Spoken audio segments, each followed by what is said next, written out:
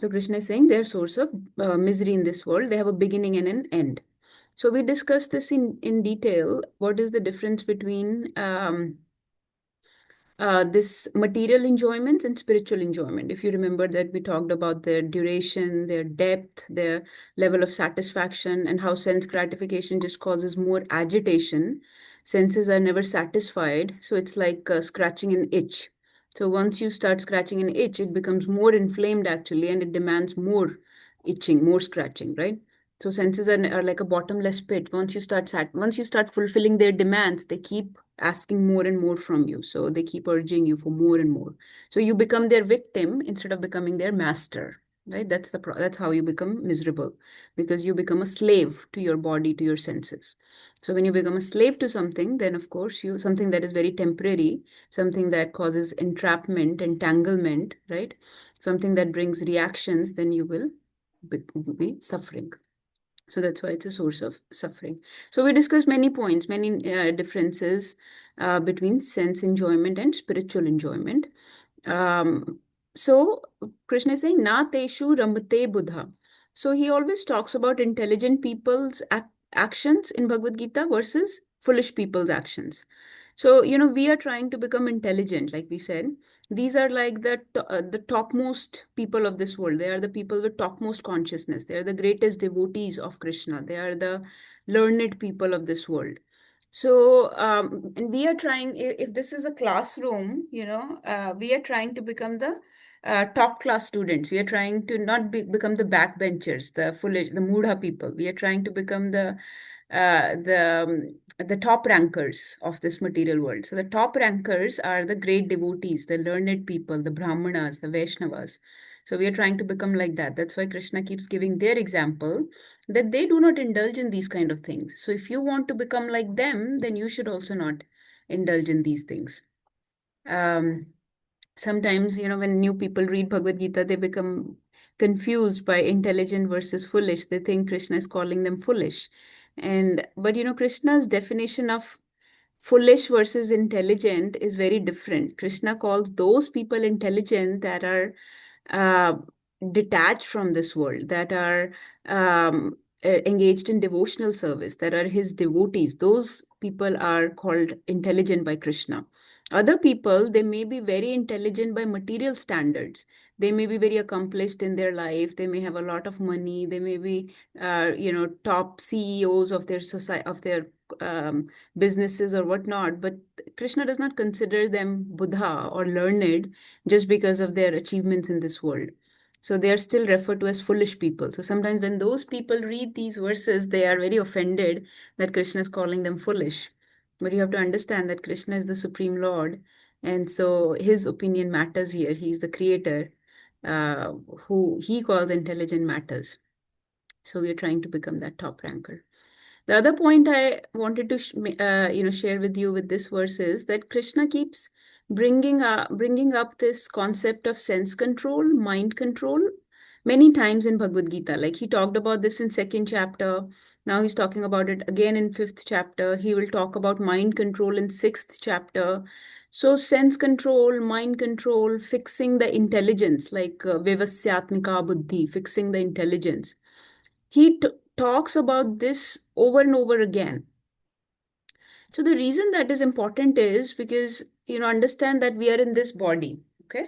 And the body is made of gross and subtle components. Gross body is made of senses, and subtle body is made of mind, intelligence, and ego, okay? Man, buddhi, ahankar, that's subtle body. And gross body is made of senses or sense organs. And we have to get rid of this body, right? We want to be freed of getting this body. You can only become freed of this body when you control both gross and subtle body. Instead of becoming their slave, their victim, if you become a master of your gross and subtle body, only then you can be freed from the cycle of birth and death. So, this is the task, this is the adventure that we have been assigned in this life, that when we are given this body, we have to become detached from the gross and subtle body. We have to become its master. We have to use it as an instrument in service of Krishna and not become its slave, where this is using us as an instrument of gratification. So that's why Krishna keeps bringing up the point of sense control, mind control, intelligence control, because without controlling these urges of sense, mind, and intelligence, we cannot go beyond the bodily platform. We will always be slaves of this body. So I hope that's clear why Krishna keeps talking about it. Devotional service, spiritual activities are hard as long as we are still attached to the activities of senses, mind, and intelligence. Is this point clear that so that we have two bodies, gross and subtle body, and gross body is made of senses, okay? And subtle body is made of mind, intelligence, and ego, or man, buddhi, ahankar, okay? This is part of Sankhya Yoga understanding what our body is made of, what matter is made of. Okay, so we have to start from 5.23 today. Let's do this one. Please recite after me. Shaknoti hayvaya sodhum. Shaknoti hayvaya sodhum. Praksharira vimokshanat. Praksharira vimokshanat. Kamakrodo bhavam vegam. Kamakrodo bhavam vegam. Sayuktah sa sukhi naraha. Sayukta sa sukhi nara. Okay, who can read the translation? Can we? Yes. Before giving up this present body, if one is able to tolerate the urges of the material senses and check the force of desire and anger, he is well situated and is happy in this world. Hare Krishna. So let's look at Sanskrit. This is what I was talking about, that we have been given this task, okay? Before giving up this present body. So before giving up this body, one has to learn to tolerate the urges of the senses and the force or urges of desire and anger. So then that person is well situated and happy in this world, okay? So this is what I was saying. This is our adventure for this body, that before giving up this body, we have to control the urges posed by the body, like urges posed by the senses, okay? And forces of desire and anger. Who can tell me, where do the forces of desire and anger originate from?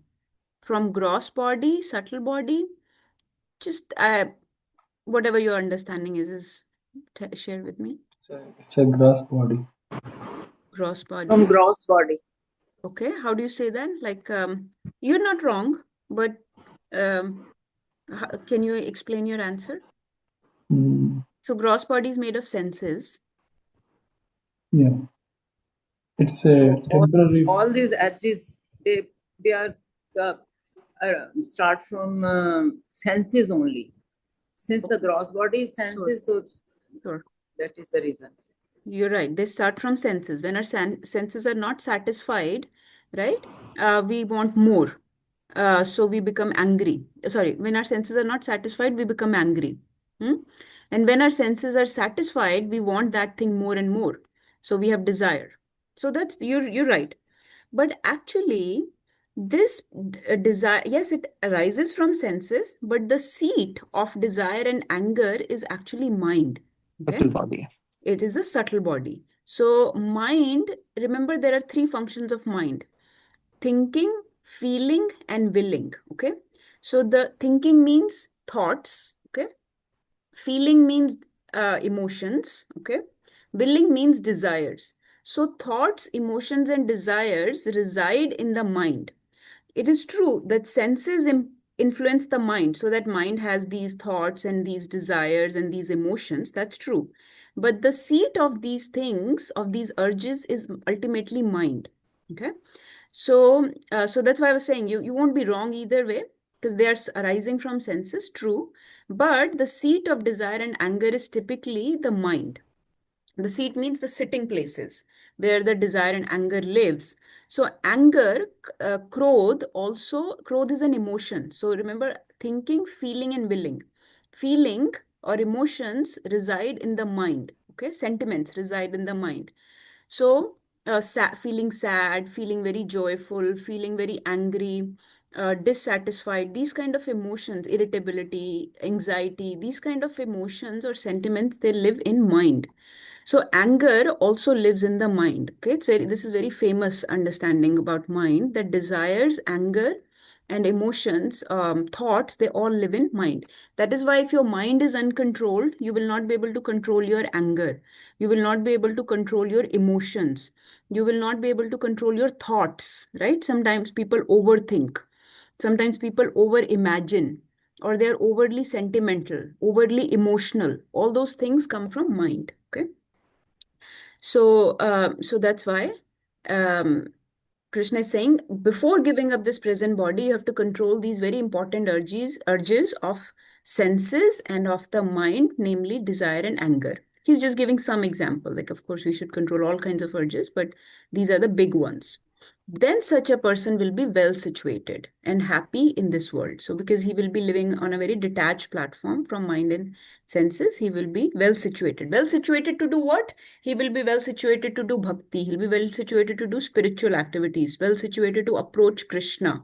He will be well situated to get the full use out of human life, out of human body. Otherwise, other people are just slaves of the human body. So they're not making efficient use of human body. They're just exploiting the body. They're just being exploited by the body. So they're not really making full efficient use of human body. But this person will be well situated to use the human life perfectly, for perfection. Now look at the Sanskrit. So shaknoti iheva ya sodum. Sodum means tolerates. Ya means that person. That person that tolerates. Okay. Tolerates what? Tolerates before Sharira Vimokshanat, before leaving this body. Sharira Vimokshanat means before leaving this body, that person who can tolerate various urges. Urges of what? Kam means desires. Krodha means anger. Vega. Okay, please know this word Vega is very important. Okay. Vega word appears many times in our scriptures. I'll tell you another verse about Vegas. Vega means, you can remember it from Vegas. Vegas is a place where there is uncontrolled sense gratification going on, right? All kinds of sensory pleasures are very easily available in Vegas. You can indulge as much as you want. So Vega is urges.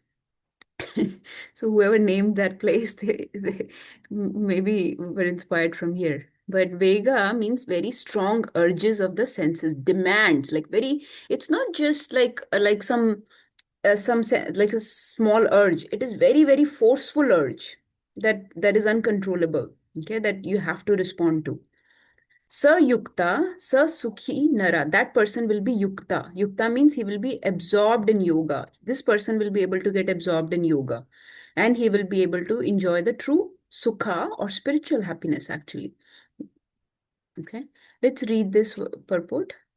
Nagarjan Prabhu, you want to continue reading this? Can I continue, Mataji? Yes, Sure. Prabhu, please go ahead. If one wants to If one make, wants to make, Hold on. Ramchandra Prabhu is reading now. yeah, if one wants to make steady progress on the path of self-realization, he must try to control the forces of the material senses. Can I read one second, Mataji? If Yes, one Prabhu. wants to make steady progress on the path of self-realization, he must try to control the forces of the material senses. There are the forces of talk, forces of anger, forces of mind, forces of the stomach, forces of the genitals, and forces of the tongue. One who is able to control the forces of all these different senses and the mind is called Goswami or Swami. Such Goswamis live strictly controlled lives and forego altogether the forces of the senses. Material desires, when Created. unsatiated, material desires, when unsatiated, generate anger and thus the mind. One second, Mataji. Sorry. Material desires, when unsatiated, generate anger and thus the mind, eyes, and chest become agitated. Therefore, one must practice to control them before one gives up this material body. One who can do this is understood to be self-realized and is thus happy in the state of self-realization. It is a duty of the transcendentalist to try strenuously to control desire and anger. So I think we have already discussed this, that if one wants to make steady progress on the path of self-realization, he must try to control these senses, right? Then Prabhupada is giving various urges. Urge to talk, so speech, okay? Urge to keep talking. Forces of anger, like sometimes people are not able to control what they're saying. They just keep saying nonsense. So we have to control our speech. Very, very important. That's one of the very important sign of a self-realized person, that their speech is very well controlled. Forces of anger. Anger, so everything has its use, right? Speech has to be used well. Anger also has its use, has its purpose. Where to direct the anger, how much to direct, when to direct, right? So anger can have its utility, but it has to be controlled. It has to be used in a very controlled, regulated way. So we are talking about uncontrolled urges. Forces of mind. Similarly, so these things are a tool, right? Our speech is a tool. Our mind is a tool. Our anger, our emotions, they're tools, they're instruments. So we have to know how to use them, when to use them, how much to use them. We should not let them control us, right? That's the main thing. So sometimes people become overly sentimental, overly desirous, overly imagining things, overthinking. So no, thoughts have a purpose, but they should be channeled properly. We should put them through the sieve, through जैसे छलनी बोलते हैं ना, through the sieve of our intelligence, through our discrimination. What should I, what are the things that I'm thinking about? Are you thinking about unnecessary, somebody made some comment, somebody said something about you, or things going on in this world that people are talking about, a lot of politics or whatever. Am I thinking about these things and then over imagining, letting my imagination, letting my thoughts run wild with them? Similarly with sentiments, like, am I controlling my emotions, or are they running amok? Like Arjun at the beginning of this war became very overly sentimental. He let this suddenly he started shaking and sweating and feverish and goosebumps and trembling. So all those sentiments were coming over him, overly depressed and agitated and anxious. So we have to be in control of our sentiments also. So sentiments, or being overly sentimental, some people are very proud. I'm very a sentimental person. No, but it said that wearing your sentiments on the sleeve, on your sleeve, is not recommended. That means you are just very touchy all the time. So those are forces of mind, okay? Overly sensitive, overly sentimental, overly thinking, overthinking, overly desirous, getting angry or speaking too much. And then similarly, forces of stomach, okay? Forces of stomach, like eating a lot. Forces of genitals. So sexually, very, very aggressive or active all the time. Forces of the tongue. So they are people that are very attached to only very tasteful, very palatable food. So if food is somewhat bland or somewhat, less palatable, less mirch masala, then they just start, fault finding. So that's all those things, we have to control. Um, who can tell me what verse Prabhupada is quoting here? I think only Nagarjuna Prabhu probably knows. This is a verse Prabhupada has quoted here. Indirectly, he has not mentioned it, but he's saying that whoever can control these six important urges, so force of speech, okay, forces of mind, forces of anger, forces of stomach, forces of genitalia, and forces of tongue, okay, these are six important urges. If somebody can control, that person is fit to be called a Goswami or Swami.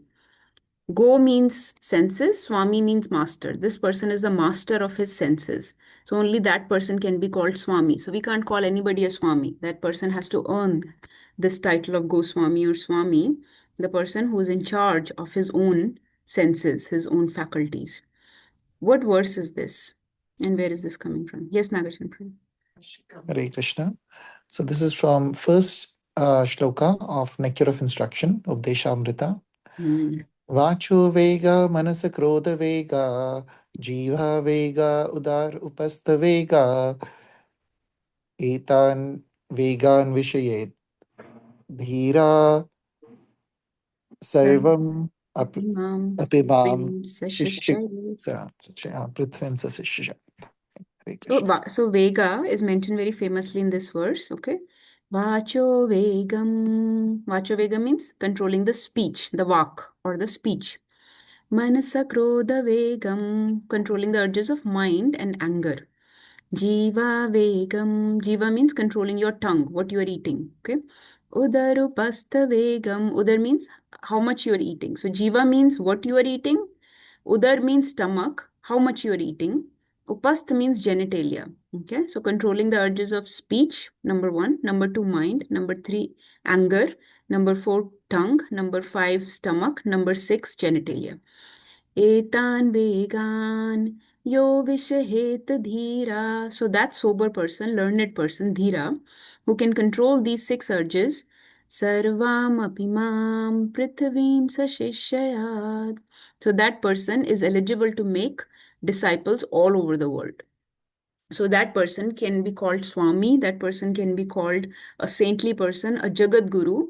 He can make disciples because he only somebody who is master of his own senses, master of these six urges, can become master of somebody else, can become a spiritual master.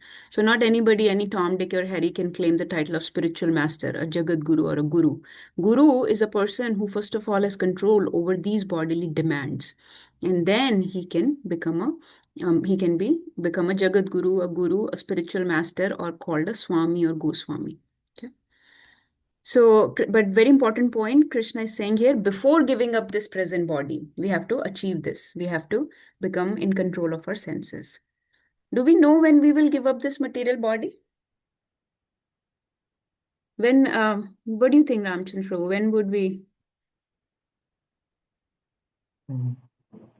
When you are going to leave this body, Yeah. Mother. Anybody knows?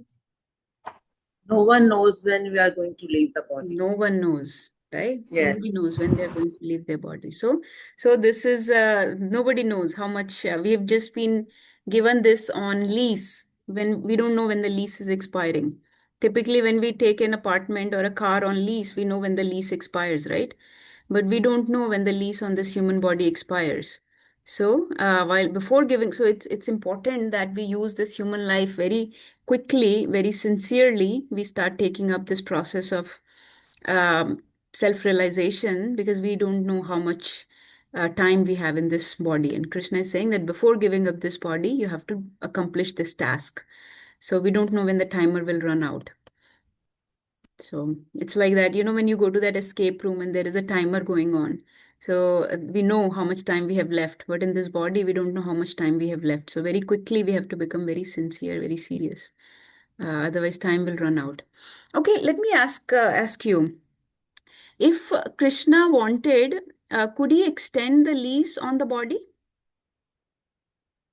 Sorry, Mataji, can you repeat once? Can Krishna extend our time in this body? Let's say you were given, and I want some example from scriptures. First of all, is it possible that Krishna can extend time? Let's say you were supposed to live for 20 years, but Krishna extended your timeline to 30 years. Your age, your experience in human body. I heard about Ayati Maharaj recently. Yeah. Because of 22nd Mataji, so 22nd verse, I was listening about that. So Ayati Maharaj who extended his time. Right, and that comes in Srimad Bhagavatam, that beautiful story of Yes. Maharaj Yayati. What else? Okay, let's see what Nagarjan Prabhu is sharing. Markandeya. Krishna, we can be get extended. Yes, Ramchandra Prabhu, you are correct. Markandeya Rishi also gets the boon, and that story is actually coming very soon because our Jagannath Rath Yatra is coming very soon. So we're discussing that past time. Yeah, Nice. Markandeya Rishi, very nice. Okay, what other example? So I was thinking about the Second Chance book that is there. Yes. So in that, We see the example how this person gets a second chance. His time is he's dying, and at that time, there's a conversation, beautiful conversation between Yamdutas and Vishnu Dutas, and he gets a chance to extend his time to um, correct his ways. So that's why it's called as a So second which story are chance. you quoting? Can you say the name of the devotee or person? Um, skipping Ajamil. one. Jamil, yeah. Narayan, I was Ajamil. thinking that his kid's name was Narayan, so he counted that. But yeah, Jamil, yes. Ajamil, right? So you all quoted many examples from scriptures where lifetime could be extended. So when Krishna sees that you're misusing the body, right, he may take it sooner than needed. Or if he thinks, of course, I mean, that's, Krishna typically does not interfere. So these are examples from scriptures. But when he thinks that, you are very sincere, Krishna can extend also. Like in Ajamil's case, he heard this Bhagavatam class from Vishnu Dutas, and Krishna saw that Ajamil was going to become sincere.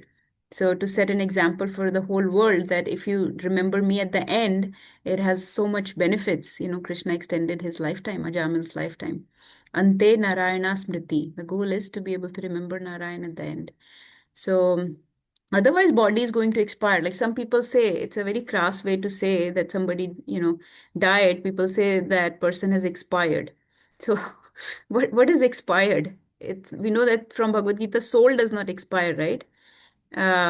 Please stop saying that. If you do, when somebody dies, please don't say that somebody has expired, because we're referring to the soul, and we know that soul does not expire. But what expires? People in bodily conception will say that somebody has expired. It is the body that has expired, right? So if body has expiry date, so before that expiry date comes, we have to perfect our life. We have to tolerate all these urges and become detached and take up the spiritual life. Like there's a beautiful bhajan. It says, Manushya janma paya Radha Krishna na bhajiya Janiya shuniya vesh khainu. That I got the human body, but I did not worship Radha Krishna. So knowingly, Janiya shunya, knowingly I consumed poison, vish khainu. So people that are aware of this knowledge and still not taking up the worship of Radha Krishna, they are very knowingly drinking the poison. Okay, then there are so many verses about the importance of human body. I will not go into that. Let's go to the next verse, 5.24. Yo anta sukho antar aramas. Yo anta sukho antar aramas. Tathantar jyotireva yaha. तथांतर Tathantar ज्योतिरेवय Jyotirevaya स योगी ब्रह्म निर्वाणम् स योगी ब्रह्म Yogi Brahma निर्वाणम् Nirvanam ब्रह्म भूतो अधिगच्छति ब्रह्म Brahma भूतो Bhuto अधिगच्छति. Adhigachati. Okay, who wants to read this translation? May I read? Yes. Translation. One whose happiness is within, who is active and rejoices within, and whose aim is inward, is actually the perfect mystic. He is liberated in the Supreme, and ultimately he attains the Supreme. Let me just show the Sanskrit. So, Krishna, remember that we are talking about the qualities or characteristics of an intelligent person, a learned person, okay, self-realized person who is yukta, who is engaged in yoga, in karma yoga specifically in this chapter. So, yo anta sukho. So, such a person will be antaha. Anta means inside. Sukha means happy. He will be happy from within. Anta arama. He will also be enjoying within. Okay, so he will be very well situated, very, very happy within, and very comfortable, arama, very joyful, rejoicing within. He will rejoice within. Okay. Tathantar jyotir evaya. And his antar jyoti means his aim, his ultimate enlightenment, his ultimate goal is also within. Okay, he is aimed inwards. Sa yogi, that yogi, okay, such a yogi will attain Brahma Nirvanam or liberation. He will attain liberation in the Supreme. Brahma means Supreme. Brahma Bhuto Adhigachati, and he will attain the Brahma Bhuta platform. Brahma Bhuta means he will be situated on the transcendental platform, on a liberated platform. So he's liberated and he will achieve Brahma Nirvanam, or liberation in the Supreme. He will be, while staying in this body, he will be called a liberated soul, and then he will come back to me, or he will achieve liberation within me. So Krishna is saying, so such a person, because so please understand that when people are not disturbed by their senses, mind, and intelligence, so you agree that this body is the external covering for the soul? Is that true? This gross body and subtle body is just an external covering for the soul. So when the soul is detached from this external covering, it is not being controlled by the body. The senses, mind, and intelligence are not able to control the soul, right? So such a soul is not concerned by the body so much. It is not concerned by the world so much. Okay, what is going on in the world? What are the things? It will not have FOMO, fear of missing out. It will not be distracted. It will not be tempted. There are so many temptations, so many allurements. So it will not give in to those temptations or allurements of the senses. So there is no disturbance for this person. So this person will be able to focus within. Okay, because within is who? Within is the Paramatma. Soul and super soul live together. I hope you all know this.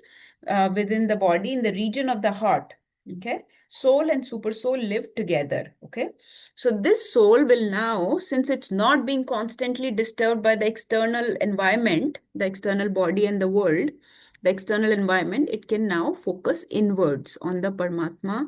It can focus inward and be very satisfied by situated inside. It is not externally oriented or distracted or disturbed. Okay. Who can tell me, who can quote a verse which tells you that the soul, that the super soul is sitting alongside the soul within this body in the region of the heart?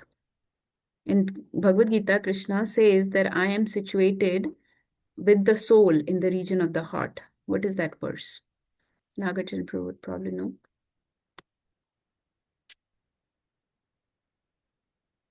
So, Nagarjuna Prabhu, you want to quote that verse? Hare Krishna. Ishvara Hrideshe, Hrideshe Arjuntishtati. Ishvara Sarva Sarvabhutanam Bhutanam Hrideshe Arjuntishtati.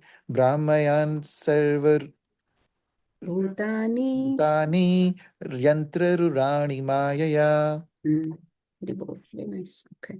And then there are other verses also, right?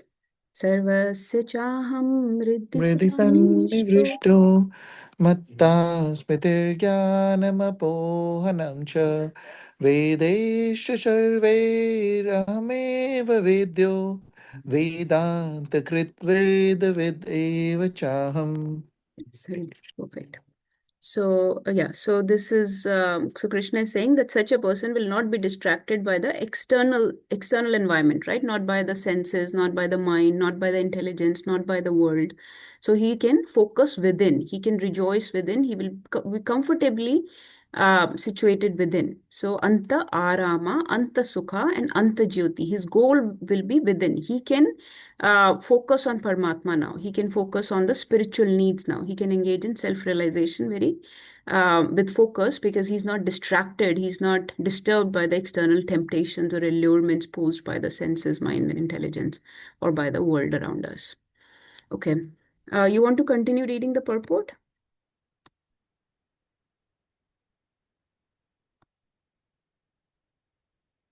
Hare Krishna. Mama, you can Yes, continue. I want to Is me? continue. Yes, go ahead. Oh, it went to the mute. Purport.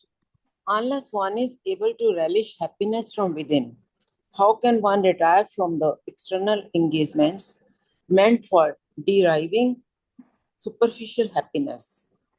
A liberated person enjoys happiness by factual experience. He can therefore sit silently at any place and enjoy the activities of life from within. Such a liberated person no longer desires external material happiness, This state is called Brahmbhuta, attaining which one is assured of going back to Godhead, back to home. Hare Krishna. So we already discussed this. Such a person will be on a liberated platform. He will be Brahma Bhuta and he will achieve Brahma Nirvanam. So he will achieve the liberation in Supreme. Brahma Nirvanam. Nirvana means liberation. Brahma means Supreme. And he's Brahma Bhuta, means he's already, even within this body, he is situated on the Brahman platform. He's situated on the liberated platform or transcendental platform. So he's a liberated soul. And such a person can enjoy happiness, true happiness, not the material happiness, because remember, material happiness is adya antavant. It has a beginning and an end, and it causes entanglement. We discussed about that kind of happiness that's very superficial, it's very shallow, it does not satisfy the soul, it causes entanglement, it does not last long enough, right? It is not sustainable. So we discussed all that last time. But this person, liberated person, Brahma Bhuta person, is enjoying spiritual happiness, which is sustainable, which is very deep, very profound. It is called Ananda or bliss, and it is everlasting, ever increasing actually. So it lasts long time, it is eternal, and it has no entanglement. It actually causes liberation. Instead of entangling you, instead of binding you, it actually frees you from this material world. So this state is called Brahma Bhuta state. So he's very joyful. He's very peaceful. He's not disturbed. He's very peaceful. Sa Shantim Apnoti. Krishna often says that, right? So Brahma Bhuta Prasannatma Na Shochati Na Kankshati. Na Shochati means this person who's Brahma Bhuta, he has no anxieties or lamentations. Na Kankshati. And he does not have any akanksha's or desires in this world either. So he has no desires or anxieties or fears in this world. So that person is very joyful. Brahma Bhuta Prasannatma. He's joyful. He's very Prasannatma.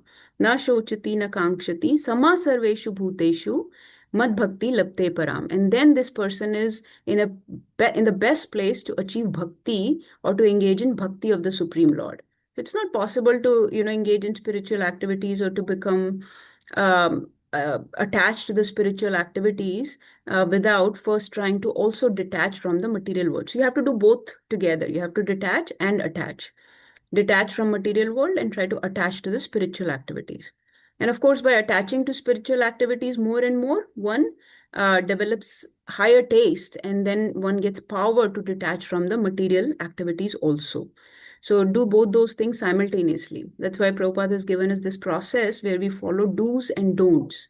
So we have some regulative principles where we avoid certain things, and then we have the 9 limbs of devotional service where we are hearing, chanting, or deity worship, or going to the pilgrimage, going to the temple, Vaishnav Seva, so many things that we are engaging in. And those activities will then cause detachment from the material activity. So do both the things together. Just giving up material activities is not enough, right? You have to do both. You have to detach, make some effort to detach, but also simultaneously attach to spiritual activities.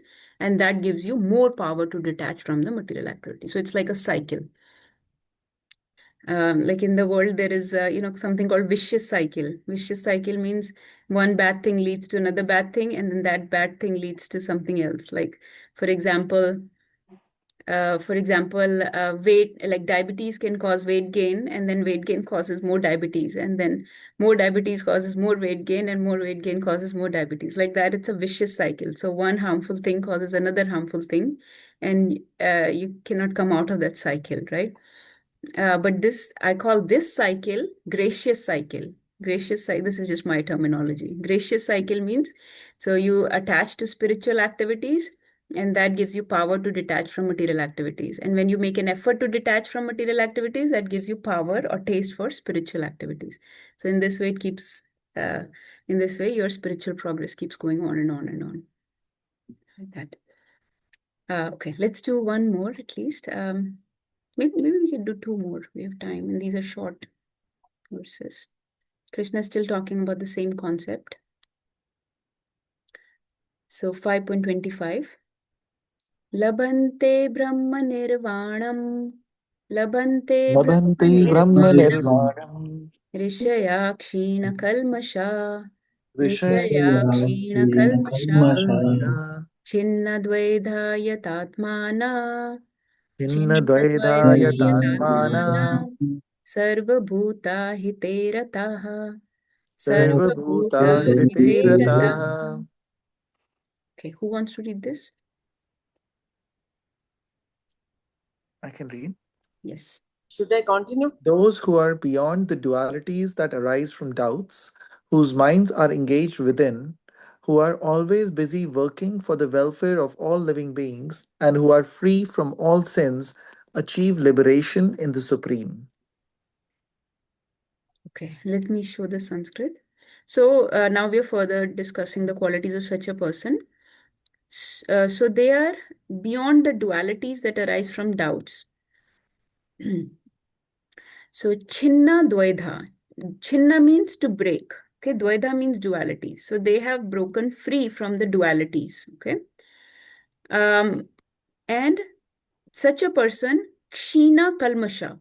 So kshina means they're destroyed or taken away. Kalmasha means sins. So their sins are destroyed. So such a person who's free from dualities and doubts, their sins are taken away. Okay, such rishi or such learned person, their sins are taken away. And such a person will, again, Krishna is using the same word, Brahma Nirvanam. He will achieve Nirvana. And such a person's, this is the most important line of this verse, Sarva Bhuta Hite Rataha. So he will engage in the welfare work of all living entities. Sarva Bhuta Hite Rata. He will engage in the highest welfare work. So basically, a rishi, a learned person who is detached from the body, he's situated within. So he's very peaceful, he's very happy, he's rejoicing within. Okay. We already know that such a person can become guru. That's right. Is that right? We discussed that he has controlled his Vegas so he can become guru. So such a person is on a liberated platform. He's on a mukt, Jivan Mukta platform. He's living in this body, but he's detached from the body and the world. So he's like a liberated soul. Such a person, Krishna has already assured that he will get Brahma Nirvanam. This person, when he comes out of this body, he will attain me. And such a person is beyond the dualities, okay, that arise from doubts. So he has no doubts. He knows his position. He knows he's the soul. He does not belong in this world. He does not belong with this body. He has no doubts. He has no misgivings, no misinformation, right? In the world, people have so much misgivings, so much doubts, and so much misinformation. So they're just working hard, struggling very hard for some temporary things. But this person has no doubts. So he has no dualities also, right? No dualities meaning he is a yogi, he's a yukta, so he's not attached to sukha, dukkha of this world. He's not very concerned when there is victory or defeat or even like sickness and health or riches and poverty. He knows all these things are very external. They are part of this world, part of having accepted this body. So he's free from dualities. Okay, he's not very disturbed when these dualities happen. So such a peaceful, joyful person who's rejoicing within, such a person can work for the welfare of all living beings. So this is basically saying again that he can do the highest welfare activities for the people of this world. Is that right? How can he do, can somebody tell me, elaborate on this? How can he do the Sarva Bhuta Hite Rata? How can this person who is so detached from this world, who is a yogi, yukta, liberated soul, free from dualities, peaceful, why is he able to do all the welfare activities? What is the best? What is the best welfare work? Why is his welfare work more important than, let's say, somebody else who's able to do some charity in this world? Somebody can open hospitals, somebody can open orphanages, somebody can do some philanthropic work, um, give money to various charitable institutions. That is also welfare work, but those people are not yogis, they are not yuktas, they are not Brahman Nirvanam or Jivan Mukta souls. They don't have Vacho Vegam, Manasa Krodha Vegam. So why is their welfare not mentioned here, but the welfare of a Jivan Mukta, liberated person mentioned here? Who can elaborate on this? They are not working for themselves and they are not they are not thinking about the results. Means they are not untouched. I don't know, Mataji, how to explain. So, Prabhu, They are let not me touching. help you. Huh. Yes, they What? can do without any any outcome for themselves. Sure. But what can you do for others? Let's say, for example, so we know that this person can become a guru, right? What can a guru do for the world, like a Jagat Guru, that other people cannot? Let's say Mm. Prabhupada is a Jagat Guru, or our Goswamis. There are so many, like a spiritual master. What is he able to do for you that nobody else can? Free, making free everyone. Make you free, right? Make you free. So let's say somebody else who has a lot of money, let's say some Ambani or some Tata Birla, maybe Trump, somebody can give you money, right? Maybe they can give you some charity. Maybe they can, when you're sick, they can put you in the hospital. Maybe if somebody is an orphan, they can put them in an orphanage. Maybe they can open schools and give you education. So they can do all those things. But in the ultimate sense, they are not Jagat Guru. So they cannot free you from this world. They cannot free you from the cycle of birth and death. Is that right? They can only do so much, and we are not negating their charities. We are not saying that we should not do charity for people or open orphanages or hospitals or schools or these things.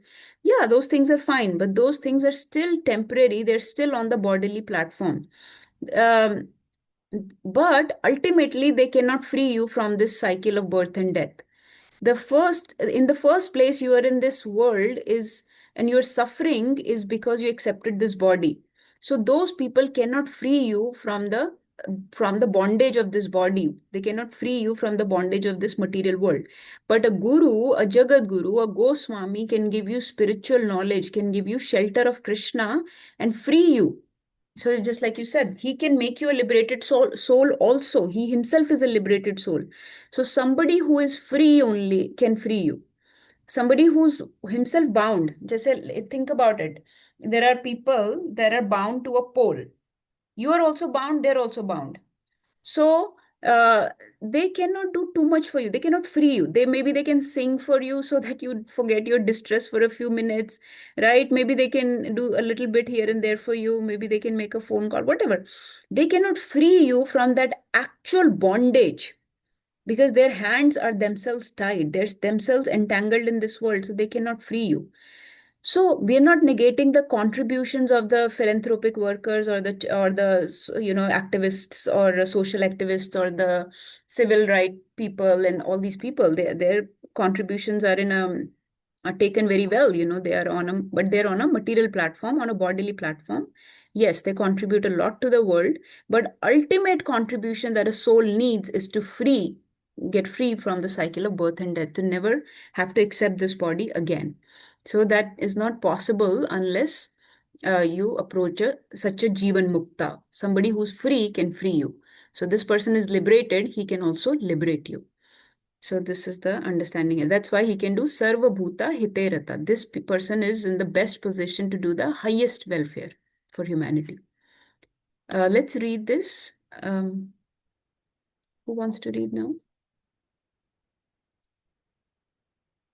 Maybe one para each. Nagarjuna Prabhu can read one para and my mom can read one para. Go ahead. Who's available? Or Ramchandra Prabhu, if you're available. Can I read, Mataji? Yes, Prabhu, please go ahead. Purport. Only a person who is fully in Krishna consciousness can be said to be engaged in welfare work for living entities. Only a person who is fully in Krishna consciousness can be said to be engaged in welfare work for all living entities. When a person is actually in the knowledge that Krishna is the fountainhead of everything, then when he acts in the spirit, he acts for everyone. Mataji, I will read one more time. When a person is actually in the knowledge that Krishna is the fountainhead of everything, then when he acts in that spirit, he acts for everyone. This Fountainhead means like the origin of everything. He's the cause of everything, source of everything. That's why we say Supreme Personality of Godhead. So he's all the other Devi Devtas. He's Adi Dev. He's the origin of all Devas. So he's the fountainhead of everything. All the material creation, spiritual creation, everything comes from him. So in that Yes. spirit, he acts for everyone. So who knows Krishna to be the source, he acts for everyone. Because if you satisfy the source, then everybody else also gets satisfied. That's Yeah. what that line is saying. Yes, This, Prabhu. yeah. The sufferings of humanity, are due to forgetfulness of Krishna as the supreme enjoyer.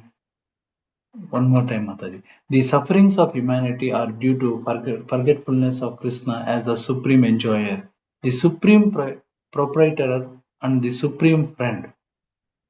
Therefore, to act to revive this consciousness within the entire human society is the highest welfare work. One more time, Mataji. Therefore, to act to revive this consciousness within the entire human society is the highest welfare work. So, Prabhu, read this again. Suffering of humanity are due to forgetfulness of Krishna, right? The actual suffering, the reason we are here in this cycle of birth and death is because we forgot about our relationship with Krishna and we came to enjoy here and we're now just stuck here because we forgot our relationship. So, nobody's trying to revive their Krishna consciousness or revive their relationship with Krishna. Okay, we forgot that Krishna is the supreme enjoyer and we started enjoying ourselves. We forgot that Krishna is the supreme proprietor and we started thinking we are the proprietor of things. We are the proprietor means somebody who owns something. Yes. So we think we are the owner. And the supreme friend, we forgot that he is our best friend. So we started relying on people of this world. Therefore, to revive this consciousness, meaning to revive our relationship with Krishna within the entire human society is the highest welfare work. So basically, all this is saying that a person who knows their own relationship with Krishna can also put you in relationship with Krishna. If somebody does not know, like a common social worker, does not know their relationship with Krishna, right? So they cannot put you in relationship with Krishna.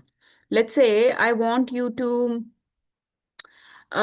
become friends with Nagarjun Prabhu, okay? You don't have any access to Nagarjun Prabhu. Let's say I have, okay? Now I can give you access to him. Is that right? Because I can tell you how to approach him. What is his phone number? I can tell you his phone number. I can give you his address. I can tell you how you can please him. You because I have intimate connection with him, so I know how you can please him. You want to please him, so I can tell you what food he likes or what activity he likes, what things will please him. What to take to him as a gift, right? So person who has their own relationship with Krishna can revive your relationship with Krishna also, saying the same thing, that person who is liberated or free himself can also free you. So somebody who does not have a relationship with Krishna cannot revive your relationship with Krishna. So, right? So that's Yeah. why that person is in the best position to do the highest welfare work.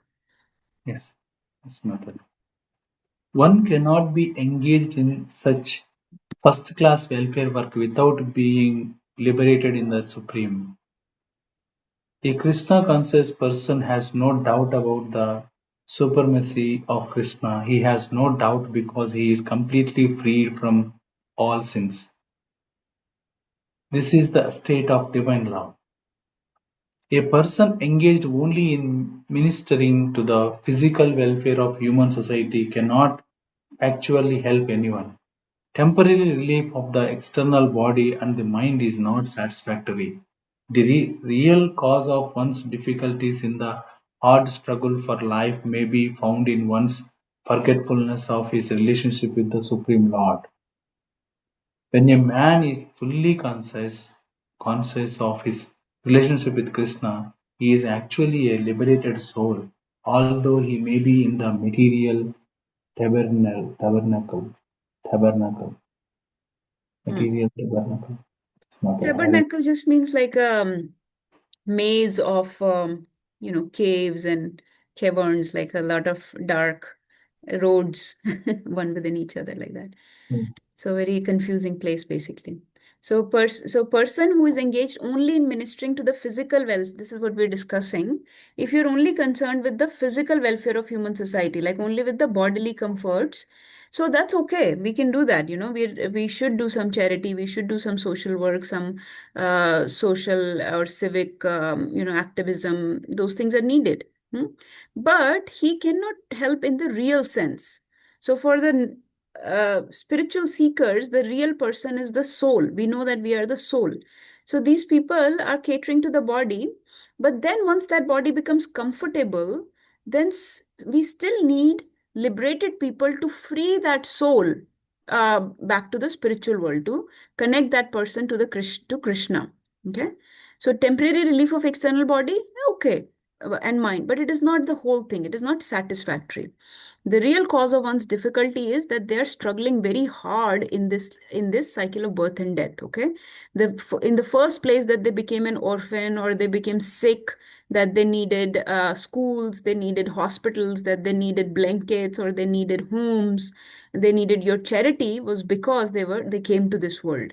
So that's the ultimate source of their misery, that they are in this world. So in that way, everybody needs help to get out of here. So so you cannot say that only the philanthropers or charitable workers are doing the real charity just because you can see that they're making your body comfortable. But you say, oh, sadhus and saints should be removed from the society or should not be encouraged, or people should not take up to brahmacharya or sannyas. How you were asking once, right? Why are people taking sannyas, or why are these educated people becoming brahmachari?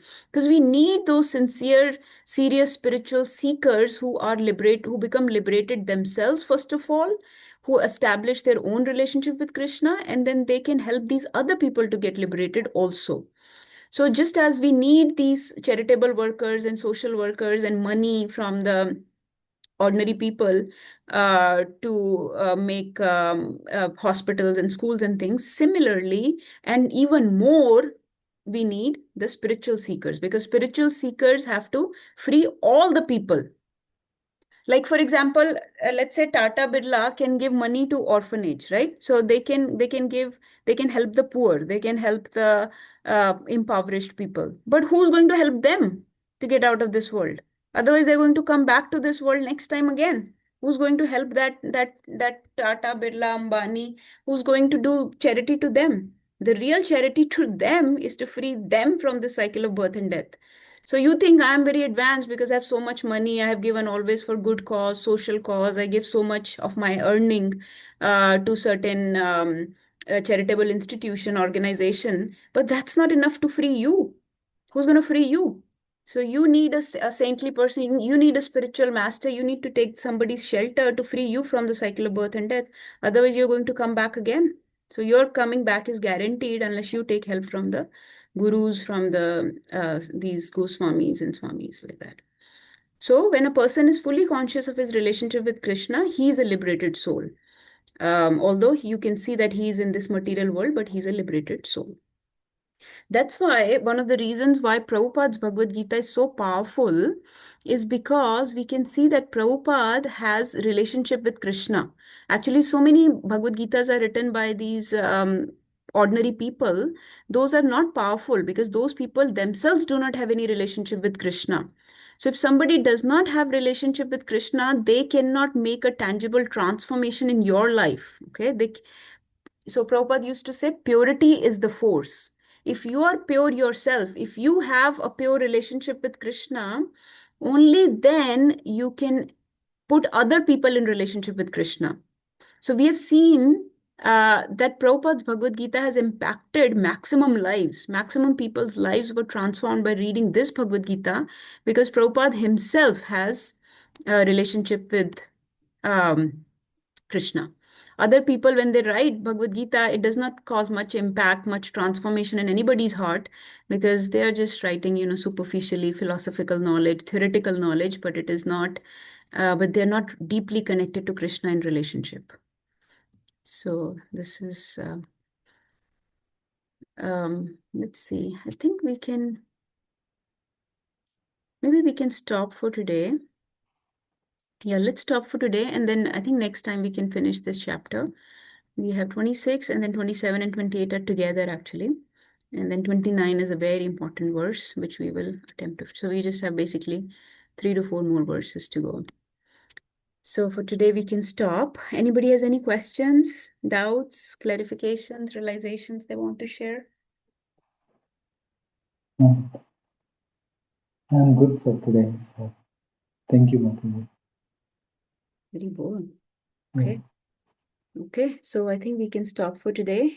We covered till 5.25. So we'll start from 26 and finish the chapter next time. We'll learn the verse 5.29. Please keep memorizing the other verses. Nagarjan Prabhu, do you want to share anything before we stop the call? Hare Krishna. No, nothing much to share. Just uh, always keep thinking about this, that practically it is, we are reading this. Just practicing is still something that we have to work on daily, and that's just a reminder that to myself, that we have to work on these concepts every day. It's easy to remember the verse "Yahi samsparsha jab hoga," but it's more difficult for me to apply it. Hare Krishna. Next time you're watching cricket, you can think of it as 6 hours of dukkha, like I told you. Think of as dukkha. Change the narrative in your mind, and that will change the equation. So, but yeah, it's hard. Of course, it's hard. Some of the points that are more easily applicable is at least recognizing who is a liberated soul, as we learned from Bhagavad Gita. Even if we are struggling, we are not on that platform, Brahma Nirvana or Brahma Bhuta platform. So we are not detached from senses, we are not free from dualities, but at least we can recognize the real sadhus that are detached from senses, mind, body, anger, all these urges, who are free from dualities, who are rejoicing within, right? And take a shelter of such advanced personalities. Um, at least we can understand the various misinformation or doubts created by the world, right? Where the world tells us that only the bodily charity matters and spiritual people are just bogus, or they're not doing the real welfare. So you can, at least those concepts can be clear, that how those people are engaged in real welfare, and we can try to support them through our words, through our hearts, show loyalty to them, show loyalty to Prabhupada, loyalty to other great personalities like Prabhupada, start respecting them within our hearts, right? So at least that can come, even if, and then that attracts mercy, right? Being loyal to Prabhupada, showing allegiance to his movement, this amazing Krishna consciousness movement that he started. Um, People have casted so many doubts. So at least we can become um clear in our concept so that we can start addressing some of those doubts and misinformation, misgivings, and become more respectful and more loyal to these personalities. I thought that was one applicable point that is easy because it's not directed toward yourself, but just a understanding about what's going on in the world. And then not be very easily attracted when there are new. So I understand that it's difficult to get rid of the current urges that we have. So we have already developed some habits from our childhood, right? Of, let's say, watching TV, of watching cricket or eating certain things. So we have developed those habits and they're hard for us to give up. But at least not accept any new distractions, right? Because the world keeps inventing new and new, more modern ways to engage our senses. So at least start saying no to those new Yeah. modern things. And then still we are struggling with the old habits, but at least not accept any new bad habits. That could Yes. be applicable point. So I know it's hard, but I always think that there are certain things we can apply. It's not that it's all or none, that unless I'm, completely pure, I will not do anything. No, it's a journey. So you will slowly get there. But see what things are fixable right now, what things I can change in my life right now. So there are small tweaks, small things. And Krishna sees those efforts, that he's struggling on this end. But look, he's making effort in this way. right? He may not be able to get rid of this particular habit, but look, he's added some hearing, reading, right? He's trying to learn verses. He's trying to chant my names. He's trying to detach from this world, from the new things that the world is offering him. So Krishna sees those efforts, and then those old habits also become easier to give up. So just, you know, we fail, we fall, we struggle, but then there are some wins also. We win also, like that. Yes. Keep moving forward. Sure. Thank you so much. Okay, thank you so much for joining. So next Saturday, I think we have our ICCT program, and then next Sunday, we'll again resume the class and finish off this chapter. Thank you everyone for joining. Very, very grateful to each and every one of you. Srimad Bhagavad Gita ki jai, Jagadguru Srila Prabhupada ki jai, Vancha Kaltarubhescha Kripa Sindhuve Vacha Patitanam Pavanebhyo Vaishnavebhyo Namo. Hare Krishna. Yes.